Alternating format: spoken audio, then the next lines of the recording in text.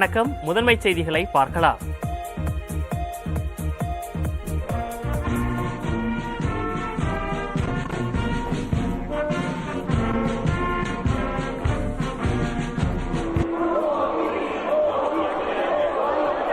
தென்கிழக்கு ஆசிய நாடான திமோர் லெஸ்டேவின் தலைநகர் திலியில் இந்திய தூதரகம் அமைக்கப்படும் என பிரதமர் நரேந்திர மோடி அறிவித்துள்ளார். இந்தோனேஷியாவின் தலைநகர் ஜகார்த்தாவில் 20வது ஆசியான் மாநாடு இன்று நடைபெற்றது. இதில் பங்கேற்க இந்தோனேஷியா சென்ற பிரதமர் மோடி ஜகார்த்தாவில் நடைபெற்ற ஆசியான் இந்தியா மாநாட்டில் கலந்து கொண்டார். அங்கு பேசிய பிரதமர், இந்த ஆண்டுக்கான கருப்பொருள் வளர்ச்சியின் மையம் ஆசியான் என்றும் ஆசியான் அமைப்பு முக்கியத்துவம் வாய்ந்தது என்றும் தெரிவித்தார். அனைவரின் குரலும் இங்கு கேட்கப்படுகிறது என தெரிவித்துள்ள பிரதமர், ஆசியான் அமைப்பு வளர்ச்சியின் மையமாக இருப்பதோடு உலக வளர்ச்சியில் பெரும் பங்கு வகிப்பதாகவும் குறிப்பிட்டார்.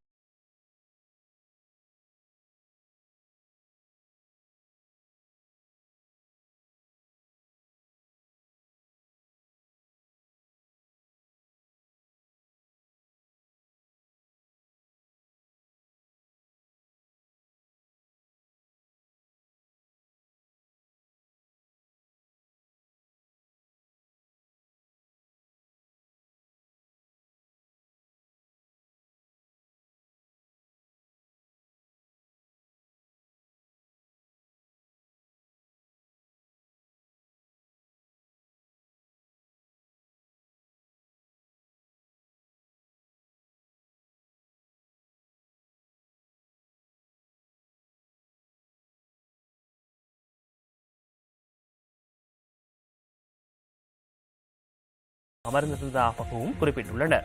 அமைச்சர்களாக பொறுப்பேற்ற போது எடுத்த உறுதிமொழிக்கு எதிராக செயல்பட்ட அவர்கள் இருவரையும் பதவியிலிருந்து நீக்க வேண்டும் என பாஜக நிர்வாகிகள் கோரிக்கை வைத்துள்ளனர். ஆளுநரை சந்தித்த பின் செய்தியாளர்களிடம் பேசிய கரு நாகராஜன், அமைச்சர் சேகர் பாபுவை கண்டித்து வரும் 11ஆம் தேதி இந்து சமய அறநிலையத்துறை அலுவலகம் வெளியே பாஜக சார்பில் போராட்டம் நடத்தப்போவதாக அறிவித்தார். இந்து சமய அறநிலையத்துறை அமைச்சராக இருந்த திரு சேகர் பாபு அவர்கள் சனாதன ஒழிப்பு மாநாடு என்று சொல்லக்கூடிய இந்த மாநாட்டில் கலந்து கொண்டது தவறு, சம்பிரதாய ரீதியாக தவறு, சட்டப்படி தவறு என்று அவரை பதவி விலக கோரி இந்து சமய அறநிலையத்துறை அலுவலகம் முன்பாக மாநில தலைவர் அண்ணாமலையுடைய தலைமையிலே 11ஆம் தேதி பிற்பகல் 3 மணிக்கு ஆர்ப்பாட்டம் நடைபெற இருக்கிறது என்பதை தெரிவித்துக் கொள்கிறேன். சனாதன தர்மத்தை பற்றி பேசும் இவர்கள் ஈசலை போன்று காணாமல் போய்விடுவார்கள் என மன்னார்குடி சென்றலங்கார ஜீயர் கூறினார். சனாதன கோட்பாடுகளை வேறறுக்க வேண்டும் என அமைச்சர் உதயநிதி கூறியதற்கு எதிர்ப்பு தெரிவித்த அவர் இந்த கருத்தை வெளிப்படுத்தினார்.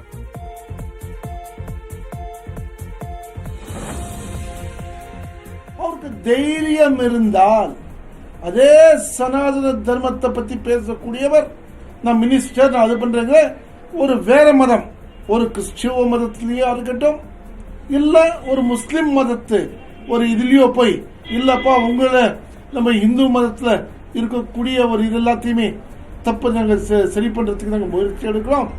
அதே மாதிரி நீங்களும் உங்களுடைய தர்மத்துல இருக்கக்கூடிய தப்புகளை சரி பண்ணீங்க, நீங்க பண்றது தப்புன்னு சொல்லக்கூடிய தைரியம் இருந்தால் அவர் மினிஸ்டராகவும் இருக்கட்டும், பாக்கி சனாதன தர்மத்தை பத்தியும் அவர் பேசட்டும்.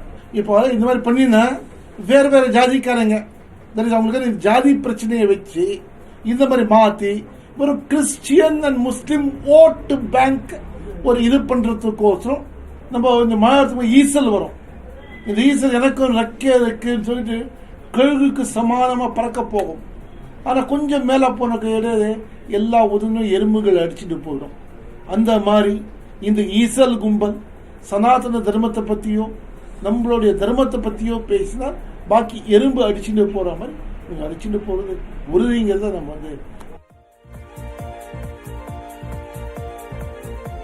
சனாதனத்தை ஒழிப்போம் என்ற அமைச்சர் உதயநிதியின் கருத்தை யாரும் ஆதரிக்க மாட்டார்கள் என்றும் இது போன்ற கருத்துக்களை கூறுவது தவிர்க்கப்பட வேண்டும் என்று சிவசேனா கட்சியின் பால் தாக்கரே பிரிவின் மூத்த தலைவர் சஞ்சய் ரவுத் தெரிவித்துள்ளார். உதயநிதி கூறியது அவரது தனிப்பட்ட கருத்து அல்லது அவரது கட்சி கருத்தாக இருக்கலாம் என்றும் ரவுத்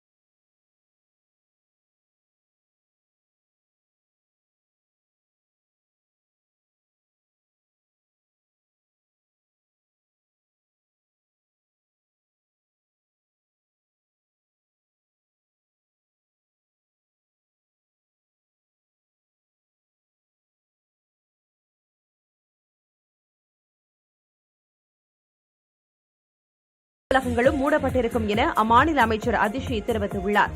இந்நிலையில் G20 மாநாட்டை முன்னிட்டு உச்சநீதிமன்றம், நினைவு சின்னங்கள், மத்திய மாநில அரசு கட்டடங்கள், குடியரசுத் தலைவர் மாளிகை உள்ளிட்ட கட்டடங்கள்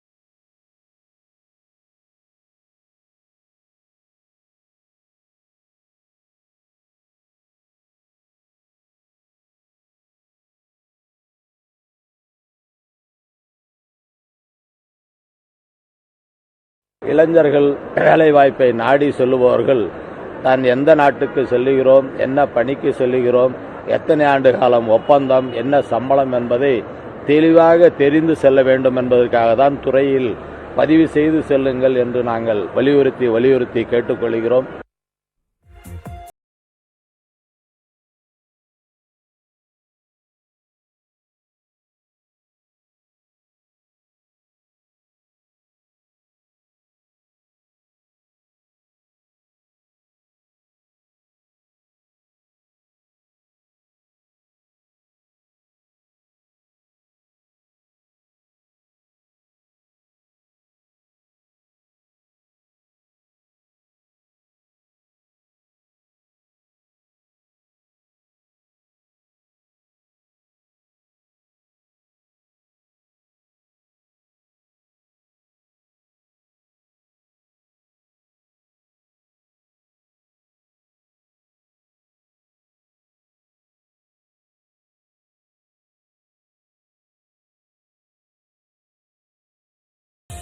போர்க்கட்பாடு கிராமத்தில் உள்ள கர்ப்பிணிக்கு பிரசவ வலி ஏற்பட்டுள்ளது. இந்த கிராமத்திலிருந்து மருத்துவமனைக்கு செல்ல சாலை வசதி இல்லாததால் அந்த பெண்ணை டோலியில் வைத்து 20 கிலோமீட்டர் தூரம் வரை மருத்துவமனைக்கு சுமந்து சென்றுள்ளனர். இதன் பின்னர் அவருக்கு குழந்தை பிறந்துள்ளது. தாயும் சேயும் நலமுடன் இருப்பதாக மருத்துவர்கள் தெரிவித்ததால் கிராம மக்கள் நிம்மதியடைந்தனர். பரபரப்பாக இயங்கிக் கொண்டிருக்கும் நம்மில் பலரிடமும் மருத்துவ காப்பீடு இருக்கிறதா என்றால் இல்லை என்றே சொல்லுவோம். உடல்நலக் குறைவால் மருத்துவமனையில் அனுமதிக்கப்படும் போதுதான் அதற்கான செலவுகளை சமாளிக்க விழிப்புதுங்கும். அப்போதுதான் நினைப்போம் மருத்துவ காப்பீடு எடுத்திருக்கலாமே என்று. ஆனால் திட்டமிட்டு மருத்துவ காப்பீடு எடுத்திருக்கும் பலரும் சந்திக்கும் பிரச்சனை மருத்துவ செலவுகளை செய்துவிட்ட பிறகு கிளைம் செய்வது. கையில் பணம் இல்லாமல் திணறும் பலரும் மருத்துவ காப்பீடு மூலம் முன்கூட்டியே மருத்துவமனையில் கேஷ்லெஸ் முறையில் சிகிச்சை பெற வேண்டும் என்பதைத்தான் கோரிக்கையாக வைக்கின்றனர். இந்நிலையில் இதற்கு தீர்வு தரும் வகையில் 100 விழுக்காடு கேஷ்லெஸ் முறையில் மருத்துவ காப்பீட்டின் பலனை காப்பீட்டுதாரர்கள் பெறும் வகையில் பணிகளை மேற்கொண்டு வருவதாக காப்பீட்டு ஒழுங்குமுறை ஆணையமான IRDA தெரிவித்துள்ளது. இதனால் சிகிச்சை பெற்று வீடு திரும்பிய சில நாட்களுக்குள்ளாகவே காப்பீட்டுக்கான ஆவணங்களை காப்பீட்டு நிறுவனங்களுக்கு சமர்ப்பிக்கும் சிரமங்கள் இருக்காது என IRDA-வின் தலைவர் டெபாஷிஸ் பாண்டா தெரிவித்துள்ளார்.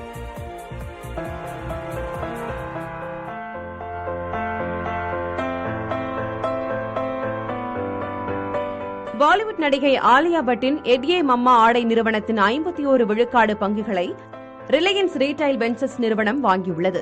நடிகை ஆலியா பட் கடந்த 2020ஆம் ஆண்டு எட்யே மம்மா ஆடை நிறுவனத்தை தொடங்கினார். இதில் 2 வயது குழந்தை முதல் 12 வயது வரையிலான சிறார்கள் மற்றும் கர்ப்பிணிகளுக்கும் ஆடைகள் விற்பனை செய்யப்படுகின்றன.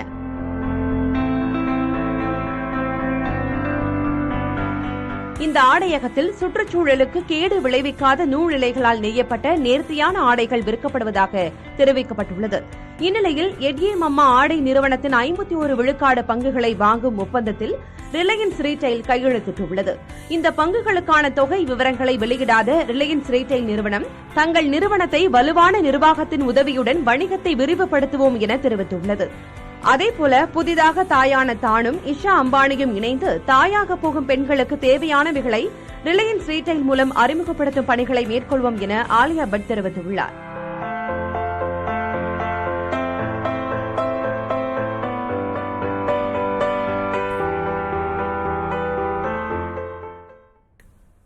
இருதரப்பு வீரர்கள் துப்பாக்கிச்சூடு நடத்தியதை தொடர்ந்து பாகிஸ்தான் ஆப்கானிஸ்தான் எல்லை மூடப்பட்டது. பாகிஸ்தானின் கைபர் பக்துன்குவா மாகாணம் மற்றும் ஆப்கானிஸ்தானின் நங்கார் மாகாணம் இடையே அமைந்துள்ள டார்காம் எல்லைக்கு அருகே துப்பாக்கிச்சூடு தாக்குதல்கள் அரங்கேறியுள்ளன. தாலிபான் படையினர் மற்றும் பாகிஸ்தான் ராணுவ வீரர்களிடையே நடைபெற்ற இந்த சண்டையில் யாருக்கும் எந்த பாதிப்பும் ஏற்படவில்லை என கூறப்படுகிறது. இந்த சம்பவத்தை தொடர்ந்து பாதுகாப்பு நடவடிக்கையாக டார்காம் எல்லை பகுதி மூடப்பட்டது. குஜராத் மாநிலத்தின் பல்வேறு பகுதிகளில் பரவலாக மழை பெய்து வருகிறது. வடோரா பகுதியில் பெய்து வரும் கனமழையால் தாழ்வான பகுதிகளில் மழைநீர் புகுந்தது. இதனால் வாகன ஓட்டிகள் சிரமம் அடைந்தனர். காலை முதலே மழை பெய்து வருவதால் வேலை சென்றோரும் பள்ளி கல்லூரி சென்றோரும் அவதிக்குள்ளாகினர்.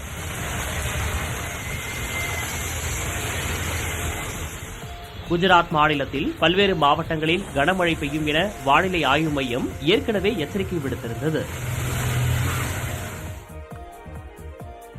தென்கிழக்கு சீனாவில் தொடர்ந்து பெய்து வரும் மழையால் பொதுமக்களின் இயல்பு வாழ்க்கை பெரிதும் பாதிக்கப்பட்டுள்ளது.